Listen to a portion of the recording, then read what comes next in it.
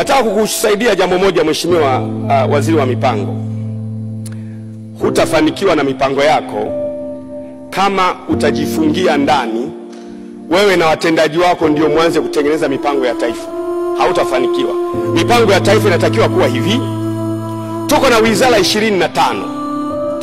25. Maana yake wizara ya kilimo itengeneze mpango wa taifa wa miaka 50 ikuletee wewe.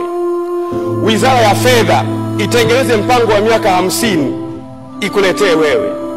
Wizara ya afya itengeneze mpango wa 50 ikuletee wewe. Ina maana wewe wizara ya mipango upokee mipango ya kutoka kwenye wizara 25 kuja kwako. Alafu sasa wewe ucompile kwa pamoja upate mpango wa taifa unaotokana na input za kutoka wizara zote ili utengeneze mpango wa taifa. Taarifa Mheshimiwa Naibu Spika, taarifa. Mheshimiwa Naibu Spika, sitaki kumtoa kwenye reli Mheshimiwa Askofu Gwajima, mchango wake mzuri. Nataka tunimpe taarifa na tumeandika kwenye preamble kisoma kwamba jinsi tunavyotengeneza mipango ya nchi inaanzia chini inapanda mpaka kwenye wizara, na hii ambayo tumewasilisha hapa basically ni compilation ya mipango iliyotoka kwa chini ikiwemo wizara za kisekta. Nataka tunimpe hiyo taarifa. Otherwise mchango wake ni mzuri sana.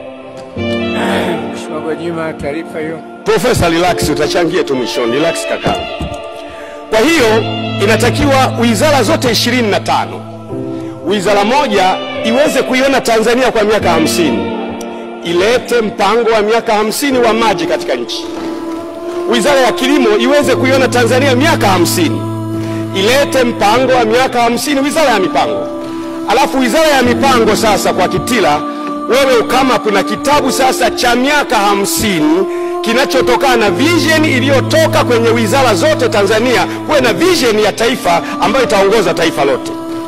Na sasa utakapofanya hivyo, kila ilani ya uchaguzi itakuwa inachovya kwenye mpango wako, ili kwamba ilani za uchaguzi na zenyewe zitakuwa zinaangalia mpango wa taifa, halafu zinachukua kutoka kwenye mpango wa taifa zinavipa vyama vyake. Itakusaidia sana, na hapo tutakuwa tumeanza kuona hasa maono ya taifa. Kwa sababu ya muda wangu Mheshimiwa Spika, dakika moja tu. Jambo lingine, tuwe na mamlaka ya kuilinda political wing isitoke kwenye maono ya taifa. Tutakapofanikiwa kutengeneza maono ya taifa ya miaka 50, alafu miaka 50 kuna miaka mitano, kuna regime zinakuja miaka mitano. Kuna kitu gani tutakachofanya kumfanya rais wa awamu ya 9, awamu ya 8 abaki kwenye maono ambayo tumeyaweka?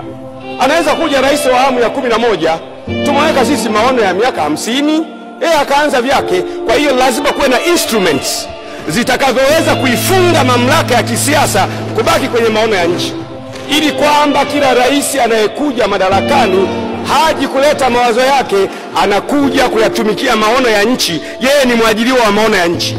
Itatusaidia sana kama nchi kubaki ndani ya maono. Narudia tena Mheshimiwa Naibu Spika, ipo siku tusipoamua kuifunga nchi kukaa kwenye maono na kuyashikilia maono na kutafuta instruments ambazo zinaweza zikaifanya political wing. Bwana tumekupa kazi. Sisi kama nchi tuna maono. Wewe ni mwajiriwa wa maono yetu. Nenda ukatutumikie maono yetu, utufanyie kazi maono yetu. Sio mtu anakuja madarakani anafanya anachofikiri kichwani. Kama ni kufikiri kichwani, kila mtu anacho cha kichwani. Na kuna siku tutapata mtu asiye na fikira nzuri, tutaangukia pua, hatutaweza kuinuka kabisa. Na kuomba sana Mheshimiwa Kitila Mkumbo pamoja na comrade mwenzako hapo, ndugu yangu Mwigulu Nchemba, muwe brain ya nchi kwa maana ya kuproduce mpango wa muda mrefu wa nchi, ili tukisaidia kizazi kijacho na kizazi kilichopo. Asante sana na kushukuru sana. Asante sana.